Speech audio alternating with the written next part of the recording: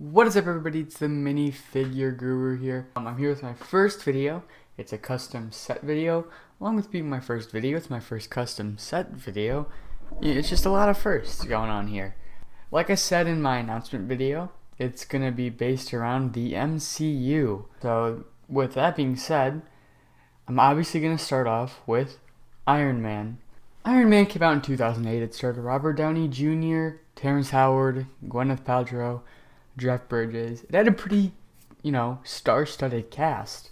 It made $585 million, which is a lot in general, but even more, it's a lot for its time. There's a lot of movies coming out, but they only made like 100 million, maybe 200 million each. So this was a pretty big hit for the time, and it's still, if anyone made a movie and it wasn't pretty much an MCU movie and it made that much money, people would be talking about it. With that being said, my personal thoughts on the movie are I really, really enjoy it. I think the arc for Tony is just incredible. Robert Downey Jr. is very charming in the role and does it really well. Obviously, we all know that. And it's also just a fun, great movie, great origin story. And a lot of people agree with me, considering that it has a 94% on Rotten Tomatoes and 91% audience score. With that being said, let's move into the Lego sets. Our first set is going to be based around the iconic cave that Tony finds himself in, where he gets the arc reactor, meets the ensign, finds his path, gets the Mark 1, and escapes. All of that in this cave. Let's start with the minifigures. My first minifigure is going to be Cave Tony Stark. He's one that I've been thinking a lot about if I should include him or not, since, he's not too iconic, and I could hypothetically include, like, a soldier instead of him, but, I decided he is really kind of iconic in a way. I mean, this is the beginning of the Iron Man we know, so, obviously, he is pretty iconic. He has a simple dark green tank top with the arc reactor, simple black legs, and then the Anakin Skywalker hairpiece in black, which works remarkably well if you look back on what he looked like in Iron Man 1, that being Robert Downey Jr. Our second minifigure is the Mark 1. Now, LEGO has made this minifigure, as many of you might know, but first off, I thought about this set back in 2018 before the Hall of Armors was released, so that's kind of my excuse. But on top of that, the Mark 1, I think, wasn't really done justice. The big thing I did was add the chest plate from the Scuba Iron Man onto the Mark 1, added some more printing throughout, and just gave it more of that Mark 1 vibe. I will admit I probably did go a bit overboard with the printing, but I think in the end I got the idea, and don't worry, my drawing skills improve immensely later down the line. This is one of the first minifigures I ever drew. Next up is going to be Raza. So obviously he's a pretty memorable secondary villain. He's more memorable than a lot of, main villains. So I obviously was going to include him, and he fits really well in the set. So he's printed in a nougat color. He has some light scruff on his face and an angry expression. He has a couple layers on. He has this white underlayer, brown layer on top of that, then his scarf with some purple detailing, and his camo jacket, and then some brown boots. Our fourth and final minifigure of this set is going to be Yinsen, also printed in a nougat.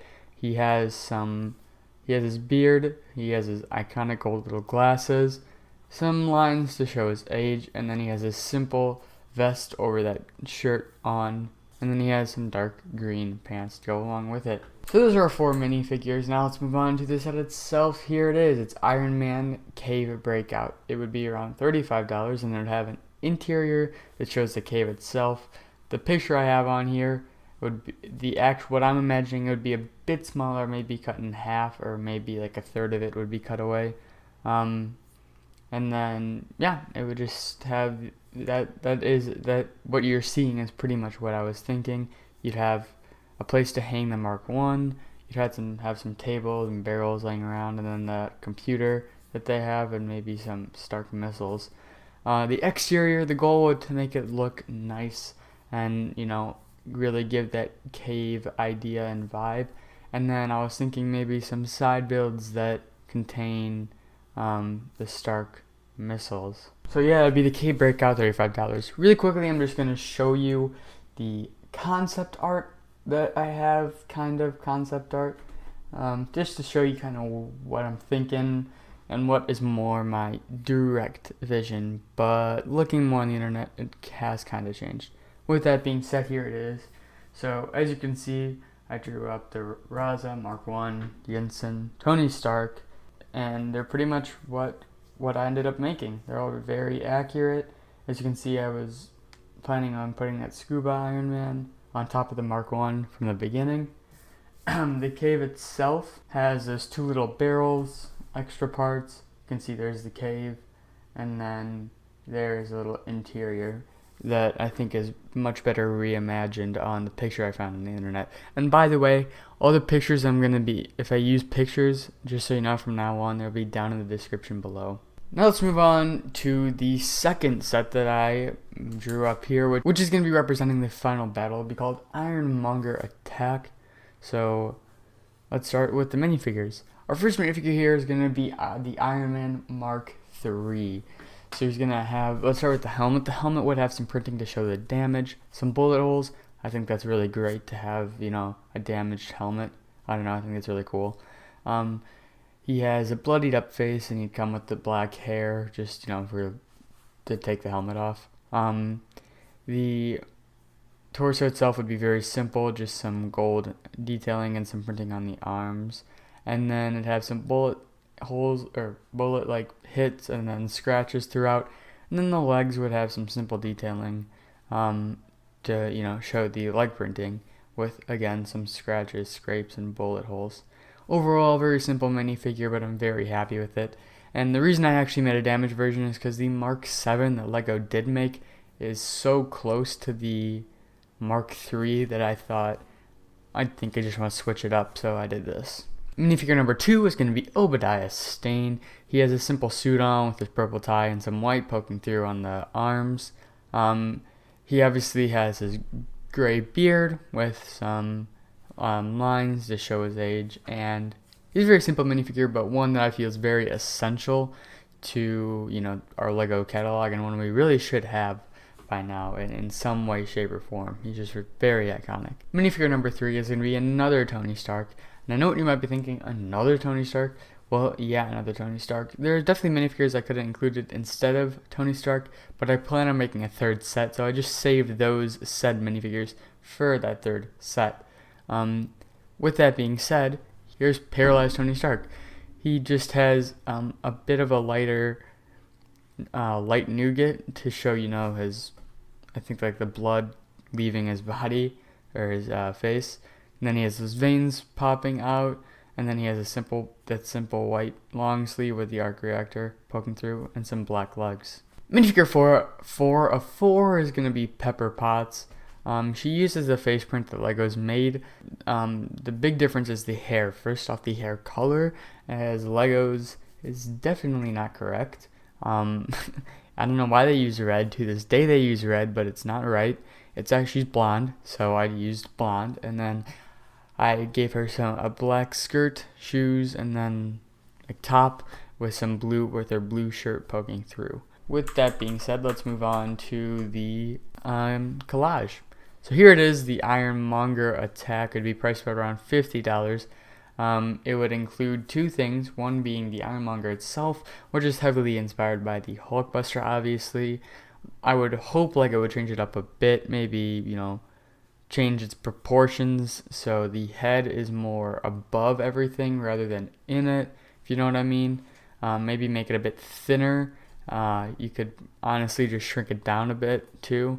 And then the Stark building would be able to, you'd be able to open it from the middle to reveal the arc reactor, some lab equipment, and then the play feature would be you'd be able to press on something and then everything would explode inside, like everything would come apart.